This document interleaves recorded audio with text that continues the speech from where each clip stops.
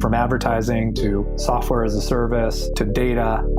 Across all of our programs and clients, we've seen a 55 to 65% open rate. Getting brands authentically integrated into content performs better than TV advertising. Typical lifespan of an article is about 24 to 36 hours.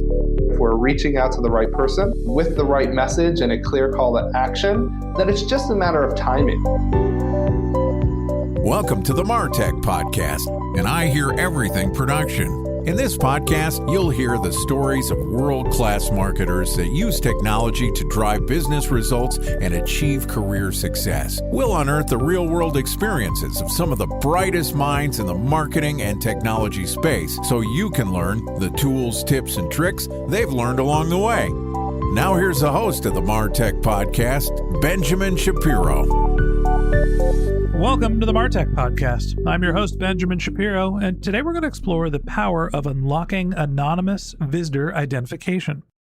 Joining us is Nick Lissette, who is the CEO of the Black Pearl Group, which is your go-to solution for identifying and engaging with your website visitors. Black Pearl Group has recently launched a product called Pearl Diver, which is a feature-rich platform that helps you transform anonymous traffic into quality leads to boost conversions and revitalize your email marketing strategies. And in addition to providing us with our guest today, the Black Pearl Group is also a sponsor of the MarTech Podcast.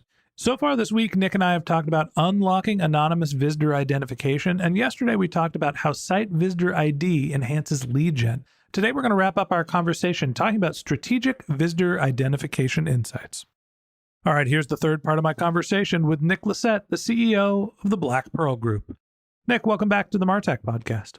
Good to be back. We're concluding our trilogy, right? Big dramatic finish. Always a pleasure to be here. And yes, this is the third in our series of 3 conversations today. I was trying to think of what the great trilogies are. I was going to say Indiana Jones, but now there's like 7 of those. They go too far in most instances. I think we could agree that there's usually that 4th one wrecks it. But, The Godfather's obviously your epic trilogy. Yeah, but the 3rd one was garbage. And Star Wars, a great trilogy. No, it's actually 3 trilogies that are apparently getting worse and worse and worse. Look, this is going to have to be something that we continue because we're going to be the next Star Wars, apparently. So we need multiple trilogies. It's the last conversation for this week. And so far, we've talked about what visitor identification is, how you can understand who's visiting your website. And yesterday, we talked about how to use that information to appropriately contact the leads that you have. But there's more information that you can get other than understanding who's on your website and directly reaching out to them to start selling. It could tell you about how your website is performing. So talk to me a little bit about the strategic insights you can garner from visitor identification. Seeing who turns up is key, and getting specifically the job titles of who's turning up or the revenue of the companies informs you if your top of the funnel kind of marketing is in the right place or not. Our own traffic is a great example. So on the Pearl Diver site, we use Pearl Diver on Pearl Diver, obviously. Goes without saying. And the other companies in the group was confusing internally because we talk about, hey, what's happening with the Pearl Diver for Pearl Diver? You'd have to know internally what's happening, right? But we had a really interesting situation a couple of months ago where our average revenue per sale wasn't quite where it needed to be. And we could see that we were probably attracting slightly smaller customers than ideally we would like to get our average revenue per customer up. It's a really insightful trend because we could then tweak our advertising and what we're saying and the messaging in that. And within 1 month, the next month's sales results, the average revenue per customer had increased up. And of course, we all know it's way easier to sell higher average price point than sell more to more people. So having those insights in marketing, man, is just gold to configure your messaging to get more of the people you want. All right. So you identified you had a revenue per user problem, and then you're able to look to see who are the users that are coming to your site. How do you connect the dots there and understand whether it is an inbound marketing problem that is driving traffic from less valuable sources? Is it your content marketing? What are the ways that you're able to actually use the data identifying, all right, here are the people that are on the site to figure out and solve the problem that you had? Yeah, well, of course, you can tie in where they're coming from. You're always going to be able to see the source and the relative effectiveness of those sources.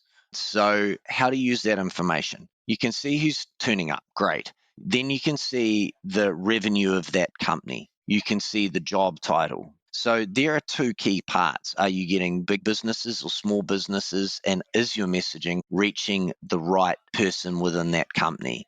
So again, using our example, what we could see is we were getting the $1 to $10 million bracket of revenue coming in, and we were getting business owners. Now that's fantastic. They're probably my favorite kind of clients, right? Because they stick with you a long time. They're loyal. We provide amazing value for money for them, but they're always the lowest price point typically because they're not an established company or a small company. So it's $198 per month. As we say in New Zealand, it's cheap as chips, right? That price point. But it would be cheap as Taco Tuesday in America. I think with chips and fries, frugal as fries, maybe. Hey, we've given each other one great saying each. Frugal as fries, that's a winner. You wrote that one down quickly, yeah. Yeah, I did, because I've been struggling for years on what the over the Pacific way of framing that would be. So what we wanted then was like, hang on, yeah, we've got some great marketing and messaging that's working really well for entrepreneurs. Now we need to get some messaging that's great for marketeers of larger companies. And so the new messaging came through as only spend your retargeting money on the people that you want as customers. And messaging around that, obviously, far more articulate. And that attracted an entirely new audience. And those, of course, were of larger companies that could have marketing managers and marketing teams and more established budgets. So, yeah, it's just very useful when you can see revenue and the job titles. So talk to me a little bit about the either exporting or your ability to manipulate the data that you're collecting with Pearl Diver. You can get your visitor identification data. Are you able to feed it into a database? How are people using this data of understanding, all right, who is on the site to then map it to where did they come from upstream, and then how much value did they create downstream? There's two ways that people will use it. A more established company uses us as a data capture and purification tool, and then they feed our information into whatever their central source of truth or their central marketing machine is. So again, capture that critical information on those site visits, use us for some engagement measuring on how many times they've turned up or have you emailed them in the past, and then drive all the actions out of that based off Marketo or HubSpot or whatever your flavor is, or Zoho, whatever you want to use. The other people, Pearl Diver is used almost like a CRM for people that are never going to use a CRM because they don't have the time or inclination, or they're just not that way built. Smaller companies. Well, smaller companies or people like, obviously we have a CRM and things like that, but none of my actions on investors that I'm dealing with or key contacts is driven out of a CRM. I'm never going to use a CRM, right? I use that based off engagement notifications from my email and a whole lot of other information like that. When it comes down to Pearl Diver for a small company, it's kind of like an anti-hero CRM. It's kind of the way it is. You go in, you can see who your customers could be, or maybe your existing customers coming back and you're like, oh, hang on, yeah, I should call them. So it just informs you on your next action. So that's typically the two ways that it can be used. All right, so you're able to basically use your Pearl Diver data as a notification system to understand who's coming to these sites, giving you the information if you want to be reactive in terms of the data that your site is collecting, or you can use it as a direct data source and integrate it into a larger platform like a database. As you start to think about the future of your business, is there a way to understand which way the tide is turning using your visitor identification? Can you get a sense of what your future business is going to look like based on your current leads, whether your products are scaling? Talk to me about your ability to look into the crystal ball and tell what next quarter and next year are looking like based on visitor ID data. That is why we founded Black Pearl Group. It's about using data and measuring the engagement of those relationships with your digital assets, whether email or website, to measure frequency and engagement. And you can see very clear trends from that. So maybe to talk about email, which is a slightly easier one to use as an example, You can tell whether you've got a healthy relationship with someone or not by the frequency of them responding to your email, by how quickly they open it or read the content of that email after you've sent it through, how many times they revisit that email. And if that's like the time from sending to opening to responding is tight, there's a high engagement. If it's long and then you have to send 2 emails to everyone, it's poor. So engagement, what I call a word engagement, which is maybe frequency of visits or time as well between visits or time between engagements, man, that will give you a very strong barometer on what's happening in the future with your customer or that prospect. You know, I think going into this conversation, my intuition is a lot of people will think anonymous site visitor identification means you're getting information people don't want to give you. Right. And there's something where I think that there might be an ethical concern of whether you should be collecting and using data that isn't expressly handed to you by the customers. Now, the reality is, you mentioned this yourself, the big companies do this. You go to a website, Google knows you're there, Facebook knows you're there, Apple knows you're there. But if you're the website owner, you don't get to know that. That does seem a little backwards. But even if you don't feel like, all right, I don't want to be able to get information that wasn't expressly given to me, there is so much value out of understanding who is visiting your website. Not just because you want to reach out to them directly. Sure, you can do that. But because it helps you understand who's visiting your website. It helps you understand what their nature of engagement is. It helps you understand how your marketing channels are performing. It helps you do some predictive analytics on the future health of your business. So whether it is purely a lead generation tactic, trying to reach out to the people that are already engaging with you, that are in the middle of your funnel, whether it's understanding who your prospects actually are that you're engaging with, or whether it's understanding the future performance of your business, there's no better source to understand what's happening with your website than site visitor identification. So Nick, now that I've said my piece, any last words you want to mention that we haven't covered already about site visitor identification or what's happening at the Black Pearl Group?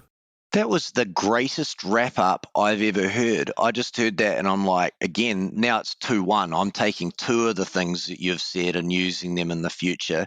I can't add anything to that. That's exactly how you should use this information. And all I'd say to anyone is, if you're curious about this, if you have any other questions, and I don't mind if you're a buyer or you're just curious and don't understand that, reach out to any of our teams. So I guess the difference with us is that there is a whole lot of people around the globe and their job is to help. Just ask a question. If you don't quite know how to use this or got any questions around whether that will work for your company or the legality of it, we're just here to help. That's our job. Nick, I bet you say that to all the Pretty Podcast hosts. I appreciate you coming on the podcast. Thanks again for being our sponsor and for walking us through what site identification is and how to use it. Thank you for having me. And that wraps up this episode of the Martech Podcast. Thanks for listening to my conversation with Nick Lissette, the CEO of the Black Pearl Group. If you'd like to get in touch with Nick, you can find a link to his LinkedIn profile in our show notes, or you could visit his company's website at pearldiver.io. Just one more link in our show notes I'd like to tell you about. If you didn't have a chance to take notes while you were listening to this podcast, head over to martechpod.com where we have summaries of all of our episodes and contact information for our guests. You can also subscribe to our weekly newsletter, and you can even apply to be the next guest speaker on the Martech Podcast. Of course, you can always reach out on social media. Our handle is MartechPod on LinkedIn, Twitter, Instagram, and Facebook, or you can reach out to me directly on LinkedIn. My handle is Ben J. Shap, BenJShap. And if you haven't subscribed yet and you want a daily stream of marketing and technology knowledge in your podcast feed, we're going to publish an episode every day this year. So hit the subscribe button in your podcast app and we'll be back in your feed tomorrow morning. All right, that's it for today. But until next time, my advice is to just focus on keeping your customers happy.